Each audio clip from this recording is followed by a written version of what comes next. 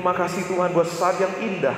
Kami percayakan saat ini Tuhan, Roh Kudus-Mu bekerja di tengah-tengah kami, sehingga firman-Mu Bapa mengkalibrasi setiap hati kami. Di dalam nama Yesus, Bapak Ibu yang siap mendengar firman Tuhan, sama-sama katakan amin. Silakan duduk. Boleh sapa samping kiri dan kanan kita. Aku berbahagia melihatmu ada di sini. Ya, puji Tuhan. Selamat datang di Gereja Baptis Pabaton. Buat Bapak Ibu yang pertama kali hadir, gereja ini adalah bukan tempat orang-orang yang sempurna, tetapi tempat orang yang selalu mau disempurnakan oleh kasih Kristus. Hari ini Bapak Ibu kita kembali belajar bersama-sama tentang uang.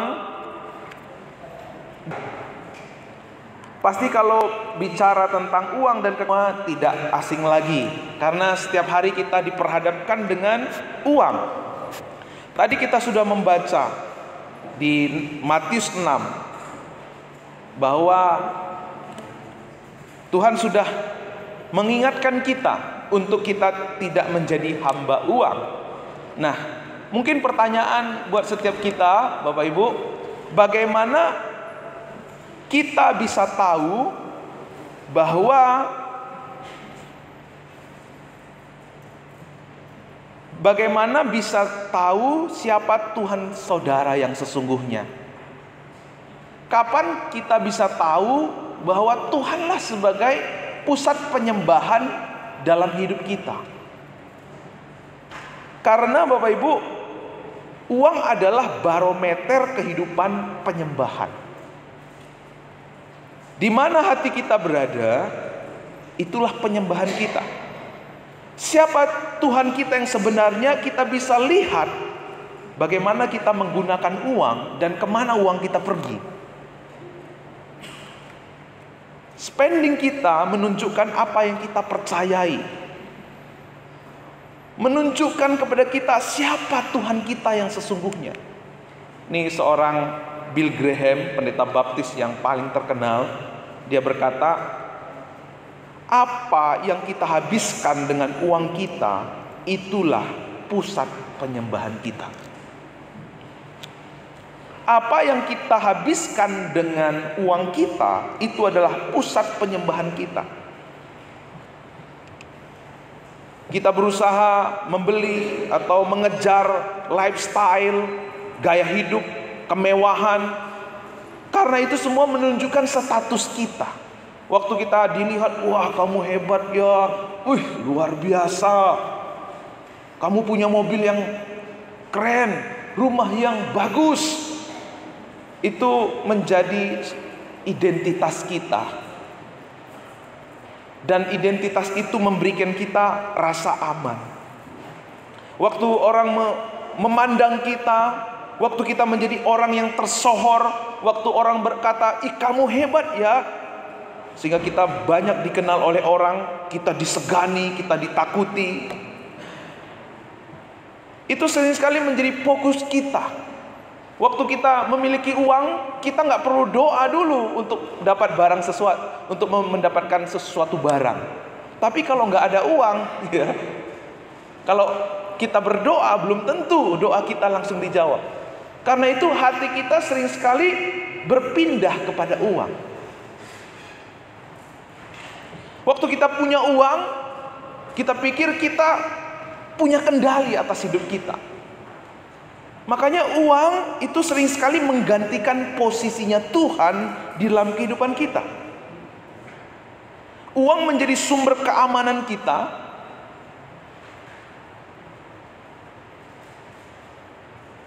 Karena dengan uang kita bisa belajar banyak-banyak. Karena dengan uang kita bisa memiliki penampilan yang keren.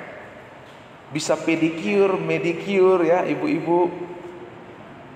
Kita bisa terlihat lebih cantik dari usia kita, dari yang seharusnya. Sehingga di sana kita menemukan identitas. Identitas itu sering sekali memberi kita rasa aman. Tapi sifatnya sementara.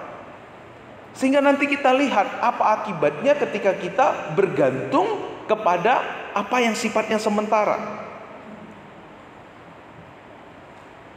Karena sering sekali lewat uang itu kita memperoleh apa yang hati kita inginkan. Makanya akhirnya uang bisa menggantikan posisi Tuhan. Kalau Bapak Ibu sering nonton ya film-film kriminal gitu ya, tindakan-tindakan kejahatan, ada istilah apa? Follow the money. Kalau kita mau tahu siapa bosnya, kriminal ini siapa bosnya, maka telusuri uangnya itu kemana pergi paling banyak. Kalau kita tahu mau sindikatnya ini seperti apa, seluas apa, kita ikuti aliran uangnya itu kemana gitu ya. Demikian juga Bapak Ibu dalam kehidupan kita. Waktu kita menjalani kehidupan kita, kita bisa tahu siapa Tuhan kita sesungguhnya. Waktu kita telusuri kemana uang kita paling banyak pergi. Siapa Tuhan saudara yang sesungguhnya? Apa identitas yang saudara kejar selama ini? Di mana hatimu bersandar? Dan apa yang kau layani selama ini? Apa yang menjadi sumber dan harga diri hidup yang sesungguhnya saudara bersandar? Ikuti bagaimana dan kemana uangmu paling banyak dihabiskan. Mungkin saudara menghabiskannya untuk ini ya, untuk beli pakaian-pakaian yang bagus, untuk entertainment, makanan, barang mewah, elektronik, perabotan rumah, mobil, dan lain sebagainya. Pertanyaan yang perlu kita ajukan kepada diri kita sendiri, apakah kita menghabiskan terlalu banyak uang bagi diri kita sendiri?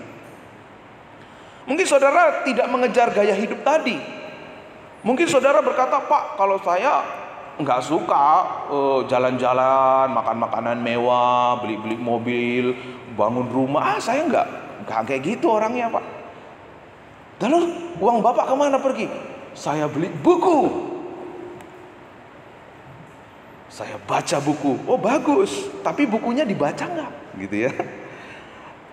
Mungkin uangnya beli buku, tetapi sering sekali ada beberapa orang beli buku banyak bahkan dengan puluhan juta supaya apa? Terlihat pinter, sama ujung-ujungnya sama, untuk mencari identitas. Supaya kamu rajin ya baca buku ya, kamu orangnya hebat, pinter gitu ya. Uang banyak dihabiskan demi sebuah identitas, demi sebuah pengakuan. Mungkin ada yang berkata, kita Pak nggak suka beli-beli baju mewah, nggak suka jalan-jalan, kita paling beli beras Pak, beli baju seadanya. Kita hemat kok orangnya, pokoknya cukuplah, paling selebihnya kita nabung. Memang tidak mengejar gaya hidup, tetapi juga banyak orang seperti ini hidupnya juga tidak jadi berkat. Memakai uangnya untuk maksud dirinya sendiri, tujuan dirinya sendiri. Tidak pernah dia bertanya, Tuhan hari ini aku dapat berkat uang, Tuhan mau apa yang Tuhan inginkan untuk uang ini. Sering sekali ditabung untuk apa? Rasa aman diri sendiri. Kalau aku punya uang, aku punya kendali atas hidupku. Kalau aku punya uang, aku aman, aku nggak perlu khawatir. Sama saja, kita sedang menyandarkan hidup kita, menyandarkan identitas kita, rasa aman kita pada uang kita.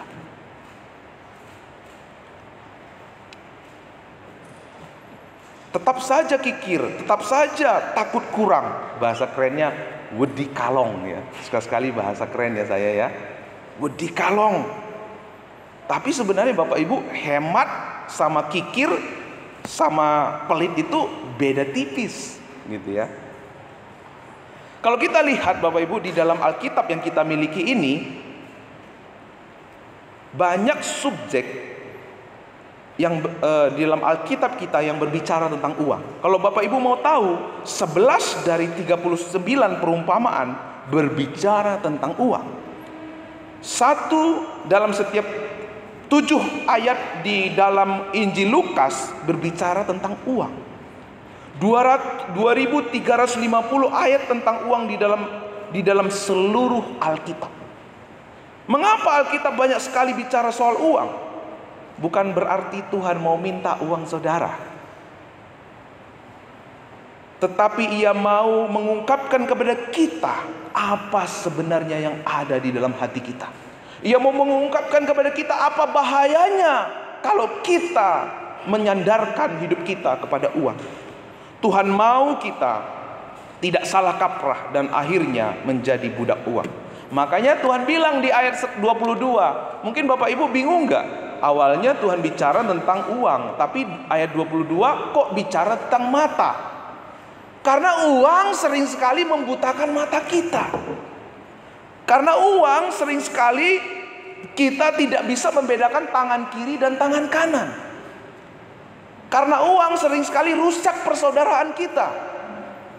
Karena uang sering sekali kita akhirnya nggak bisa tidur. Dulu waktu uang hidup pas-pasan enak tidur. Sekarang sudah uang banyak, semua tersedia, kok malah susah tidur. Kita banting tulang setiap hari mengejar uang untuk apa? Mungkin Bapak Ibu berkata untuk keluarga, Pak. Betul nggak untuk keluarga? Jangan-jangan hanya alasan kita saja, padahal kita mencari uang untuk kita mengejar gaya hidup, untuk kita mengejar status hidup, untuk kita mengejar prestis, rasa aman kita. Akhirnya waktu kita mengejar sesuatu yang panah, hati kita tetap kosong. Karena kita menggantungkan status kita pada sesuatu yang panah. Bilang sama samping kirinya dan kanannya, jangan gantungkan hidupmu pada sesuatu yang panah. Iya. Jangan gantungkan hidup kita pada sesuatu yang panah. Karena sesuatu yang panah itu sifatnya berubah-ubah, betul ya? Musim, dompet, harta sifatnya berubah-ubah.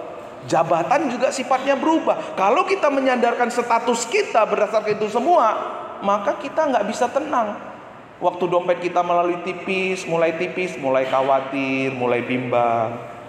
Padahal Bapak Ibu Saudara, saya pernah dengar bilioner bilang begini.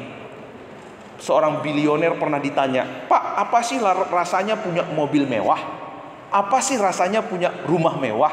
Tahu nggak Bapak Ibu apa bilioner itu bilang? Bilioner itu bilang, cuman seminggu aja itu. Wah, hebat ya, enak gitu, seger, bangga gitu. Tapi udah seminggu lewat, rumah mah rumah aja, sebesar apapun rumah aja itu. Mobil puluhan miliar pun ya tetap mobil, cuman seminggu saja. Makanya di Lukas 12 ayat 15, sama-sama kita baca 1, 2, 3. Katanya lagi kepada mereka, berjaga-jagalah dan waspadalah terhadap segala ketamakan. Sebab walaupun seorang berlimpah-limpah hartanya, hidupnya tidaklah bergantung pada kekayaan itu. Di sini dikatakan berjaga-jaga dan waspada terhadap apa? Ketamakan. Kenapa Alkitab nggak berkata waspada dan berjaga-jaga terhadap pencuri, penipuan, terhadap sifat marah? Kenapa? Kalau Bapak Ibu perhatikan, salah satu dosa yang diingatkan oleh Alkitab berjaga-jaga dan waspada itu mengenai ketamakan. Kenapa? Karena sering sekali dosa ketamakan itu tidak disadari orang. Mungkin waktu ada orang yang mungkin waktu dengar firman Tuhan ini tentang uang ini cocok ini untuk mertuaku ini gitu ya. Bukan untuk dirinya. Ini cocok ini untuk tetanggaku ini. Karena dosa ketamakan itu sering sekali kita nggak sadari masuk dalam hidup kita.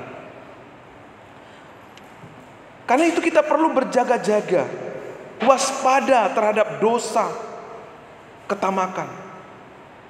Karena ketamakan datangnya sembunyi-sembunyi.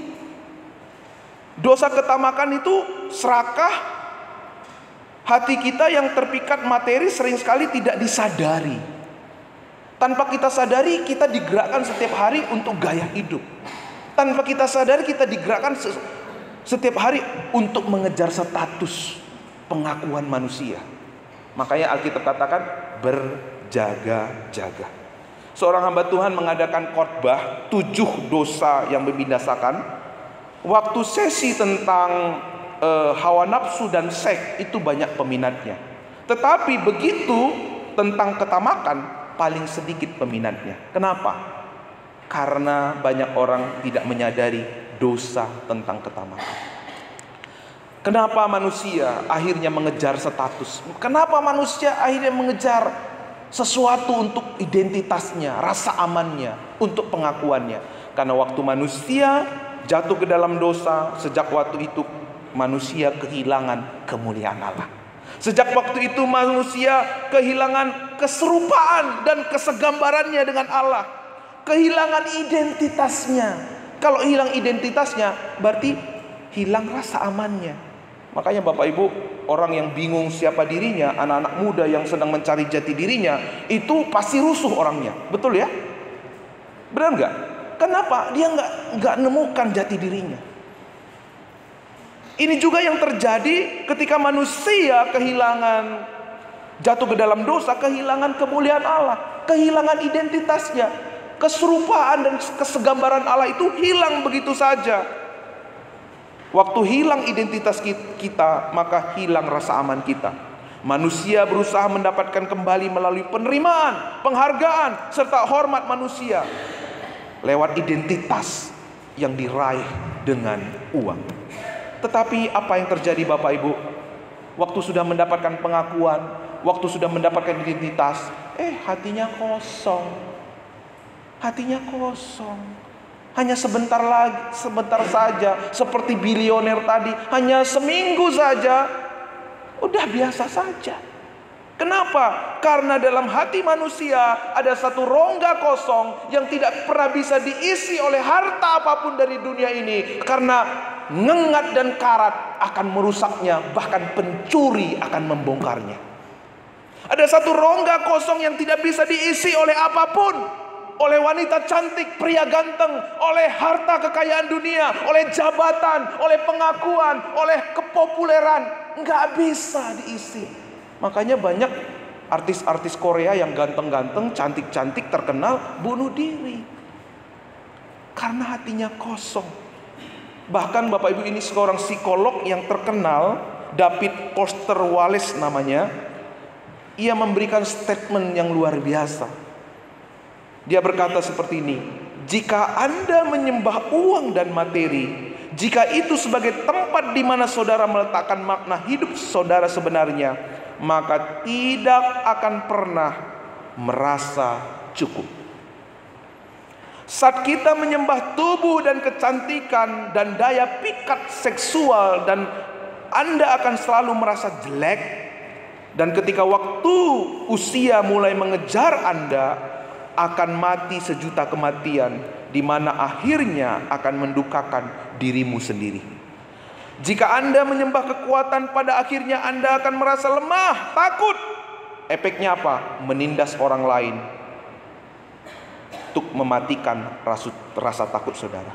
Saat Anda menyembah kecerdasan seperti supaya terlihat pintar, Anda akan berakhir dengan perasaan bodoh, seperti seorang penipu yang akan ketahuan. Saudara, alasan mengapa hidup kita begitu rapuh, kita sering sekali bimbang, ragu, tidak tenang dalam hidup kita, khawatir, kita goyah, hati kita hancur, karena kita menaruh nilai tertinggi pada hal-hal yang fana, pada hal-hal yang sifatnya sementara. Apakah saudara bisa melihat ini? Apa yang kita kejar, justru di situ kita merasa kehilangan, karena kita menaruh hidup kita pada kesementaraan. Ya. Bukannya dulu kita ini, bukannya dulu hidup apa adanya, bisa tidur gitu ya. Sekarang sudah banyak uang, punya jabatan, dikenal banyak orang, uangnya segabrek, tapi kok malah susah tidur. Mungkin Bapak Ibu pernah dengar orang berkata seperti itu ya. Jadi apa solusinya Bapak Ibu? Solusinya adalah ayat 20. Sama-sama kita baca. 1, 2, 3 ya. Tetapi kumpulkanlah bagimu harta di sorga. Di sorga ngengat dan karat tidak merusakkannya, dan pencuri tidak membongkar serta mencurinya. Sebab dalam hati manusia ada rongga kosong yang tidak pernah bisa diisi oleh apapun yang sifatnya fana. Hanya bisa diisi oleh sesuatu yang kekal. Kekal itu berasal dari Tuhan. Jadikan dia sebagai harta kita. Jadikan dia sebagai tujuan hidup kita. Hati yang kosong itu tidak bisa diisi oleh mobil, barang mewah, jabatan, oleh prestasi-prestasi yang kita miliki. Gak bisa. Hati yang kosong itu hanya bisa diisi oleh Allah yang kekal. Waktu hati yang kita yang kosong itu diisi oleh Allah yang kekal, pada waktu itulah harta, uang tidak lagi punya tempat untuk menguasai hati kita. Allah yang kekal menguasai hati kita. Dan pada waktu itu Bapak Ibu, uang bukan lagi sebagai Tuhan atas hidup kita, tetapi uang akan menjadi alat, menjadi sarana. Karena uang tidak pernah bisa menjadi Tuhan yang baik, tetapi uang adalah hamba yang baik. Amin. Karena posisi hati kita yang kosong itu hanya bisa diisi oleh Tuhan. Maka di sana saudara akan menemukan identitas saudara yang sesungguhnya. Maka di sana saudara akan menemukan rasa aman saudara yang sesungguhnya. Waktu kita menjadikan Kristus sebagai harta kita, dialah yang memberi kita rasa aman. Karena dia menjadikan kita anak bukan karena apa yang kita lakukan, tetapi karena apa yang dia lakukan. Karena dia memberikan kita sebagai status sebagai orang yang benar, bukan karena apa yang kita lakukan, tetapi apa yang dia lakukan sekali untuk selama-lamanya. Karena kalau kita memiliki Tuhan, dialah menjadi harta kita, maka semua Tuhan berikan kepada kita. Anaknya saja dia berikan buat kita, apalagi kebutuhan-kebutuhan kita. Siapa Tuhan saudara selama ini? Apakah prestasi, pengakuan? Apakah uang? Atau kita sudah benar-benar menjadikan Tuhan sebagai Allah kita? Dia sudah menjadi pusat penyembahan kita. Jadi apa rahasianya saudara? Rahasianya ada di dalam Kolose 2 ayat 3. Yuk sama-sama kita baca kembali. 1, 2, 3 ya. Sebab di dalam Kristus tersembunyi segala harta, hikmat dan pengetahuan. Harta yang kita cari selama ini tidak ada di dunia ini. Harta yang selama ini kita cari tidak ada di rumah kita, tidak ada di prestasi kita, tidak ada di pengakuan manusia. Harta yang kita cari selama ini ada di dalam Kristus Yesus. 1 Petrus 2:7 berkata, karena itu bagi kamu yang percaya ia mahal. Ya, ia mahal. Dalam bahasa Inggrisnya precious. Precious. Pernah dengar film Lord of the Ring ya, yang kayak makhluk itu precious, dia ngomong gitu ya, my precious. Sudahkah kita menjadikan Kristus sebagai harta kita yang termulia? Bahkan preciousness, the ultimate treasure, harga yang termulia di dalam kehidupan kita. Mengapa dikatakan tersembunyi Bapak Ibu? Kalau matamu gelap, kamu tidak bisa melihat bahwa Yesus itu adalah harta kita yang sesungguhnya. Maka minta Tuhan hari ini supaya Tuhan membuka mata kita, sehingga kita tidak pernah lagi memperhambakan diri kepada yang lain.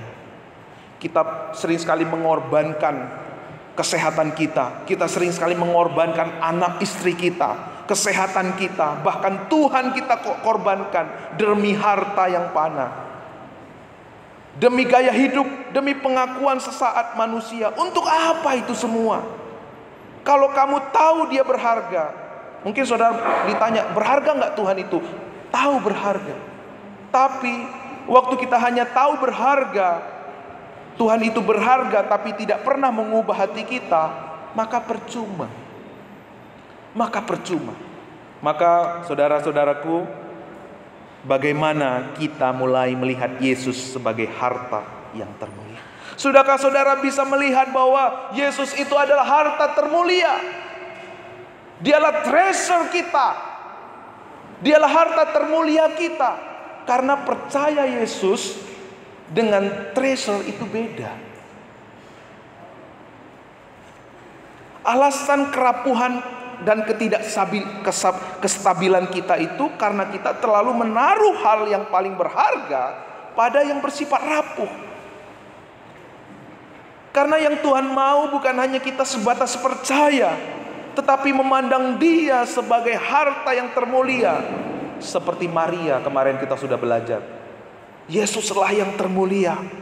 Beda dengan Yudas. Yudas harta termulia itu adalah keinginan dia. Sehingga Yudas mengambil segalanya. Tapi Maria memberikan segalanya. Karena Kristuslah harta termulia. Sekali lagi, Tuhan tidak menyuruh kita untuk meninggalkan pekerjaan kita, menjual harta milik kita, lalu menghantarkannya ke gereja. Tidak. Yang Tuhan mau apa? Gunakanlah itu semua. Gunakan prestasimu, gunakan jabatanmu, gunakan uangmu, gunakan rumahmu untuk maksud Tuhan, untuk tujuan Tuhan. Tuhan, hari ini kami dapat hadiah mobil. Tuhan, apa yang Tuhan mau untuk mobil ini? Karena apapun yang Tuhan bisa percayakan kepada kita hari ini, Tuhan tidak pernah memberikan itu untuk maksud diri kita sendiri. Kalau Tuhan memberikan kita rumah, jadikan rumah ini Tuhan sebagai rumah doamu. Buka pintu untuk kita bersekutu, membangun komunitas di dalam Kristus. Karena waktu itulah kita akan melihat ya bagaimana Kristus bekerja di dalam kehidupan kita. Karena kalau tidak demikian Bapak Ibu, kita tidak bisa berkata, aku kan percaya Kristus tetapi kita hidup untuk uang. Gak bisa seperti itu. Kita gak bisa memilih dua-dua. Kita harus memilih salah satu. Mencintai Tuhan itu harus eksklusif, tidak bisa mendua. Biar hati kita harus benar-benar terpesona, terharu, luluh, terpesona karenanya lebih daripada yang lain. Kalau saudara sudah menemukan keindahan Kristus sama seperti perempuan berdosa itu, maka saudara tidak akan ingin yang lain lagi. Kalau kita sudah mengalami keindahan Kristus, maka kita tidak akan terpesona dengan keindahan apapun dari dunia ini. Karena tidak ada yang lebih indah daripada keindahan Kristus. Hati kita tidak akan pernah lagi terpikat dengan yang lain. Saudara tidak akan pernah lagi memberikan kasih saudara terhadap sesuatu yang sifatnya receh. Seharusnya dengan sukacita mengganti dengan yang paling berharga.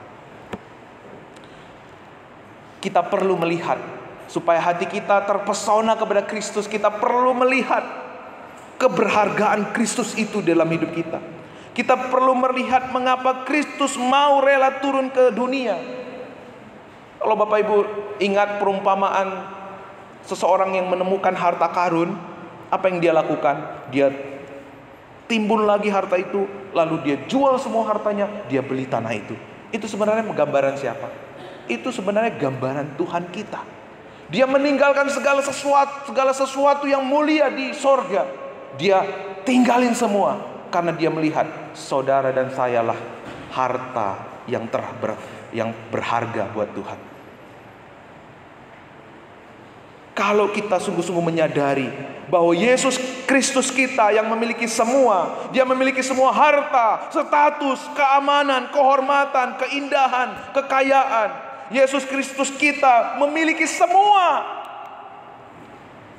Tetapi pada akhirnya Dia mati, Dia turun ke dunia, Dia lahir di kandang dan palungan, Dia lahir dalam kemiskinan, Dia hidup tanpa rumah, dimakamkan di makam pinjaman Bapak Ibu, tidak punya apa-apa, meninggalkan semua hartanya. Itu karena Dia memandang saudara dan saya adalah harta yang paling berharga buat Tuhan. Yuk bilang sama samping kirinya, berkati, kamu adalah harta berharga buat Tuhan.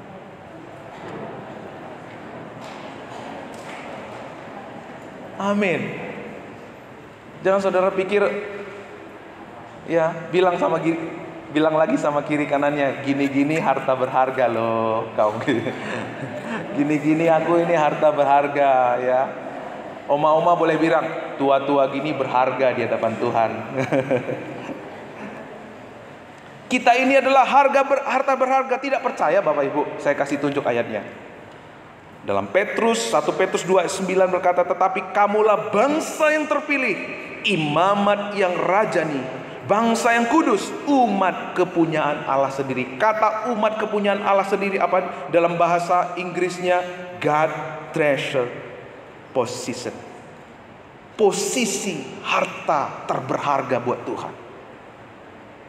Jadi saudara ingat, saudara adalah harta terberharga. Kalau Dia yang meninggalkan segala keindahan, segala kemuliaan, segala kehormatan, memandangku sebagai harta berharga, seharusnya kita juga memandang Dia sebagai harta kita yang paling berharga. Amin. Seorang pastor, seorang pendeta, Tim Keller berkata, Alkitab mengajarkan bahwa setiap harta selain Yesus akan memaksa Anda untuk mati-matian mendapatkannya, membelinya.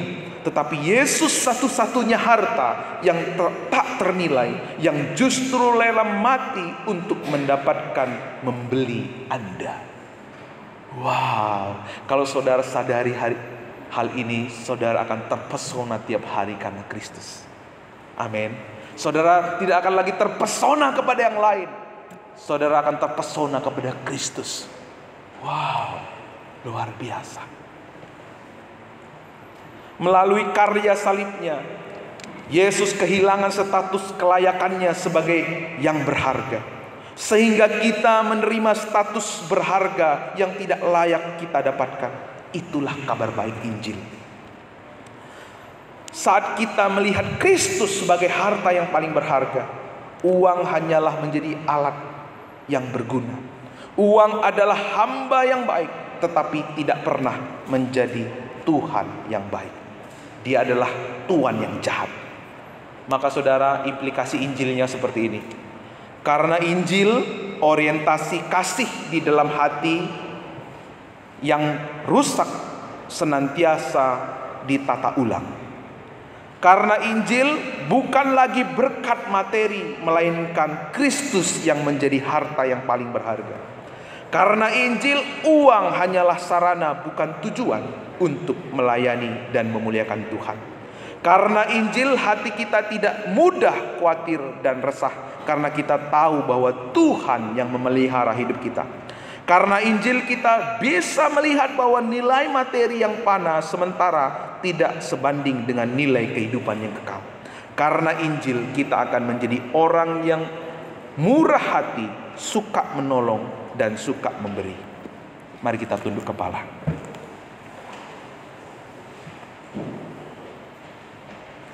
Mari kita bertanya kepada diri kita sendiri, siapakah Tuhan?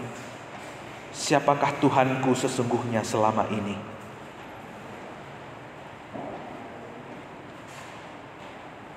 Apakah Kristus benar-benar menjadi pusat penyembahan kita?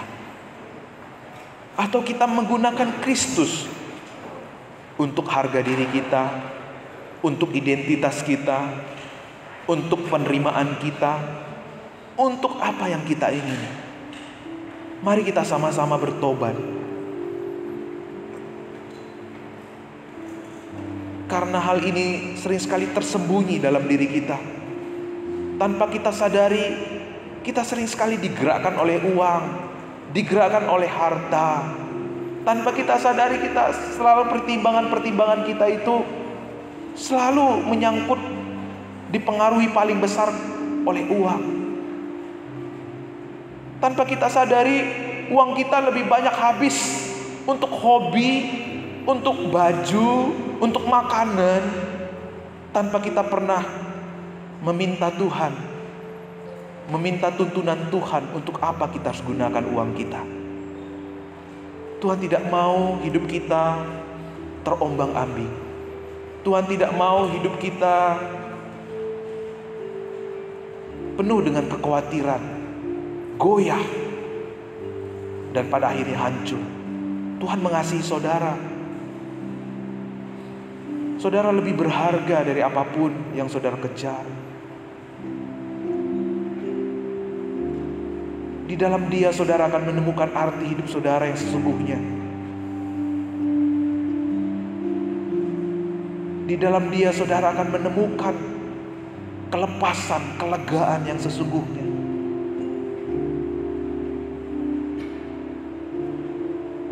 Tuhan berkata hari ini, anakku, aku tidak mau engkau hidup dalam kekhawatiran.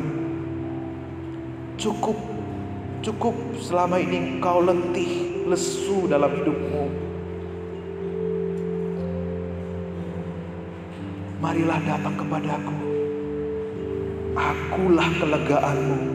Akulah penerimaanmu. Akulah identitasmu yang sesungguhnya. Di dalam aku engkau aman. Di dalam engkau hidup, di dalam aku hidupmu penuh arti. Di dalam aku engkau akan bebas, menang, kuat, kokoh menghadapi segala sesuatu. Mari hari ini Roh Kudus bekerja atas saudara.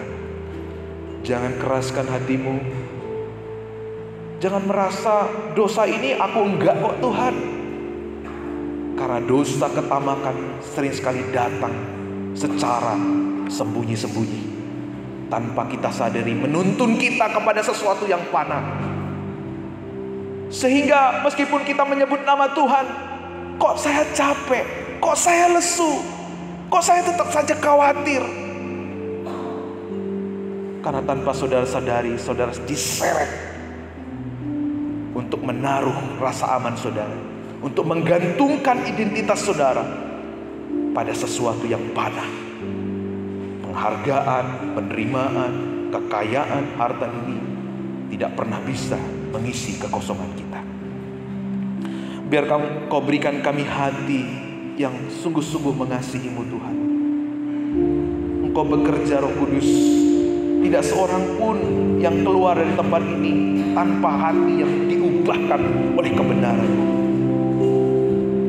Singer bersama saya. Beriku hati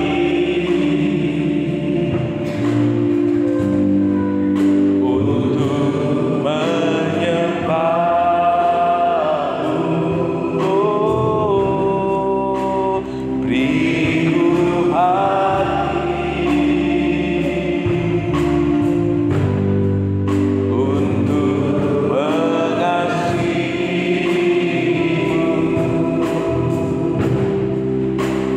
Beriku hati memuji-Mu dan mengasihi Engkau seperti wanita yang datang mengurapi.